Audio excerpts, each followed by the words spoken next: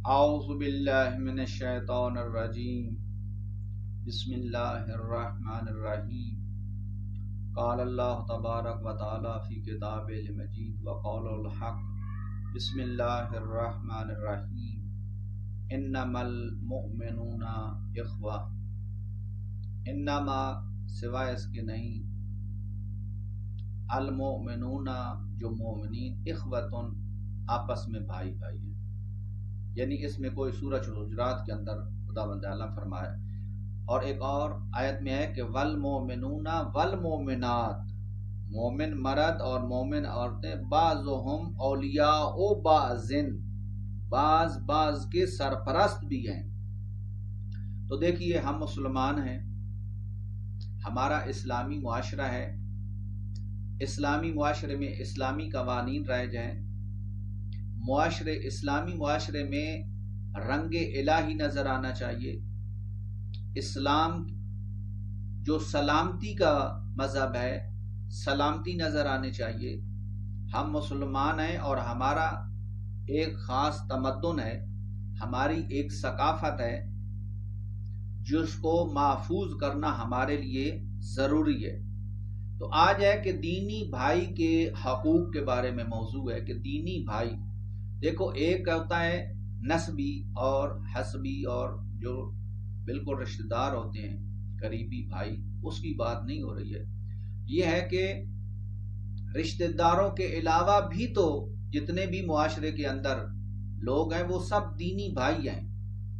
اب پاکستان میں جتنے بھی مسلمان ہیں، 22 کروڑ مسلمان ہیں، تو 22 کروڑ آپس میں بھائی بھائی ہیں، اور جہاں بھی ملیں، یہ الگ بات ہے، اسلام کا فلسفہ ہے کہ ایک دوسرے کو جانتے نہیں ہیں لیکن ہیں بھائی بھائی۔ تو کم از کم اپنے محلے کے لوگ یا اپنے شہر کے لوگوں سے تو بہت لوگوں کو جانتے ہیں، تو وہ دینی بھائی شمار ہوتے ہیں۔ اور قریبی رشتہ داروں کو تو ذی القربہ کا لفظ آیا ہے، یعنی قریبی رشتہ داروں کے ساتھ صلہ رحمی کرنی چاہیے، اور صلہ رحمی بھی وہ جو بہت قریبی رشتہ دار ہوں۔ ہاں اگر دور چلے جائیں تو وہ رشتہ دار بھی دینی بھائی بھی ہیں، رشتہ دار بھی ہیں۔ معاشرے میں ہمسائے ہیں، ہمسائے 40 گھر تک ہمسائے ہوتے ہیں، یہ سب دینی بھائی ہیں، ہمارے مذہبی اور دینی بھائی ہیں۔ ایک سگے بھائی ہوتے ہیں جن کا ماں باپ ایک ہوتا ہے، ان کو بھی بھائی کہتے ہوتے ہیں، لیکن یہ نسبی بھائی ہیں، نسب کی وجہ سے جن کا ماں باپ ہے۔ لیکن جو دوست وغیرہ، عزیز وغیرہ باقی ہیں، یہ دینی بھائی شمار ہوتے ہیں۔ تو مولا امیر علیہ الصلوۃ والسلام نے فرمایا کہ مومن 2 طرح کے ہوتے ہیں۔ ایک وہ گروہ مومنوں کا ہے کہ دل سوز ہوتے ہیں، اور وہ تمہارے لیے بازو ہوتے ہیں، اتنی طاقت ہوتی ہے تمہارے لیے، یعنی تم تنہا اپنے آپ کو نہیں سمجھتے، اور جب تجھ پر مشکل وقت آئے تو تم اس طاقت کو اپنا بازو سمجھو۔ اعتماد، قابل اعتماد دوست، قابل اعتماد مومن بھائی، آپ کو 100% یقین ہے کہ جب مجھ پر مشکل وقت ہوا، چاہے اقتصادی ہو، مالی ہو، اخلاقی ہو، جو بھی ہو، ایک وقت ہے انسان کے پاس مصیبت آ گئی، پیسے نہیں ہیں، تو آپ کو یقین ہے کہ وہ میرا قابل اعتماد دینی بھائی ہے، میں ایک فون کروں گا وہ مجھے پیسے دے دے گا۔ یا اسی طرح اس کو کچھ اور ضروریات زندگی کی ضرورت پڑ گئی ہے۔ لوگ ہوتے ہیں دنیا میں، زندگی ایک جیسی نہیں ہے، انسان کی زندگی میں نشیب و فراز ہوتے ہیں، کبھی پیسہ ہوتا ہے، کبھی پیسہ ختم ہو جاتا ہے۔ ہم نے دیکھا ہے کہ بڑے بڑے امیر لوگ بھی آخر کار جب مصیبتیں آتی ہیں تو یہ پیسہ ختم ہو جاتا ہے، تو پھر اپنے دوستوں اور یاروں کی مدد کی ضرورت ہوتی ہے۔ آج معاشرے کے اندر جس کا عدالت میں کیس ہے تو وہ کیس پر وکیل کو جو پیسے دیے جاتے ہیں، اور اسی طرح انسان کا آنا جانا، یا آدمی مریض ہو جاتا ہے، نعوذ باللہ کینسر کا مریض ہو جاتا ہے، یا کوئی سخت آپریشن ہے، تو وقت پر آدمی کے پاس پیسے نہیں ہیں، تو مومنوں کا جو قابل اعتماد گروہ ہے، وہ مومن جو قابل اعتماد ہیں اور دینی بھائی ہیں، وہ بازو شمار ہوتے ہیں، طاقت شمار ہوتے ہیں. ان کو یقین ہوتا ہے کہ جب بھی ہم ان سے مدد چاہیں وہ ہمارے لیے حاضر ہو جائیں گے. لیکن کچھ اعتماد والے تو ہوتے ہیں، لیکن وہ نہیں ہوتے جو بازو بنتے ہیں. یہ قابل اعتماد اتنے نہیں ہیں. ہاں، آپ کے ساتھ ان کا آنا جانا، خوش اخلاقی سے ظاہری طور پر آپ کے ساتھ رہنا، آپ بھی ان کے ساتھ اسی طرح سلوک کرو اور ان کو آزمانے کی کوشش مت کرنا، اس لیے کہ یہ قربان ہونے والے نہیں ہیں. وہ پہلا گروہ جس کے بارے میں بتایا ہے وہ دوسروں پر قربان ہونے والا ہے.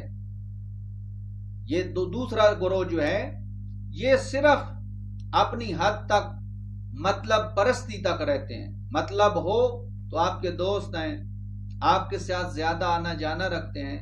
جب مطلب ختم ہو گیا تو بس آنا جانا بھی کم ہو جائے گا، اور مطلب کی دوستی، مطلب کا لین دین، سب کچھ یہ دوسرا گروہ ہے. تو یقیناً جو بازو اور قربان ہونے والے مومن ہیں اس کے لیے تو پھر قربانی دینی پڑتی ہے، ان کے لیے تو پھر جان دینی پڑتی ہے نا. تو فرق ہے.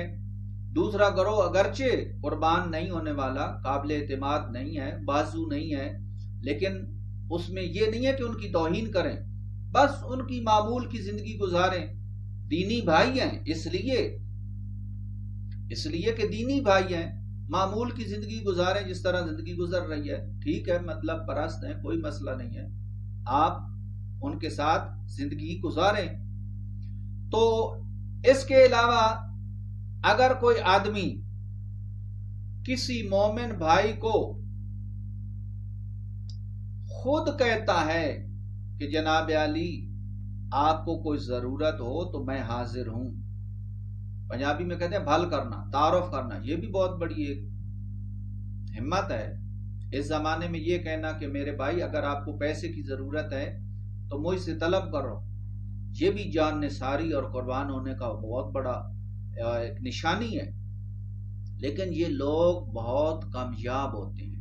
یہ مولا میر فرماتے ہیں کہ جو قابل اعتماد اور بازو ہوتے ہیں وہ کامیاب ہوتے ہیں، وہ بہت کم ملتے ہیں، ان کو ڈھونڈنا پڑتا ہے، اور اکثریت جو ہے وہ دنیا کے اندر مطلب پرستی پر ہوتے ہیں.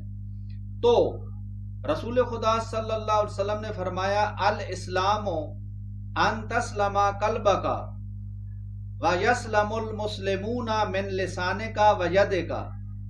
اسلام وہ یہ ہے کہ تم اپنے دل سے قبول کرو اس کو، دل سے، قلبی طور پر. ایمان کہاں ہوتا ہے؟ دل میں ہوتا ہے. اور مومن جو ہیں وہ تمہاری زبان اور تمہارے ہاتھ سے محفوظ ہوں.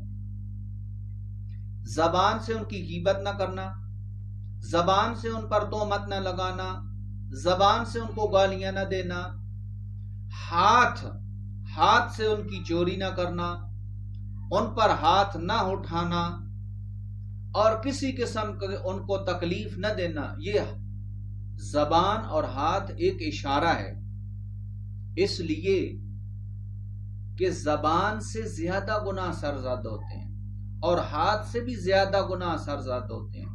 اگرچہ باقی آنکھوں سے بھی گناہ ہوتے ہیں، کانوں سے بھی گناہ ہوتے ہیں. جب تم کسی کی غیبت سنو گے تو یہ کانوں کے گناہ ہیں، اگر آنکھ نامحرم کو دیکھے گی تو یہ بھی گناہ ہے. لیکن زبان اور ہاتھ سے محفوظ ہوں. مسلمان تمہارے ہاتھ اور زبان سے محفوظ ہوں. اور اس کے بعد فرمایا رسول خدا نے کہ لیس منا من غش مسلمان، جس نے خیانت کی مسلمان کے ساتھ، لیس منا وہ ہم سے نہیں ہے.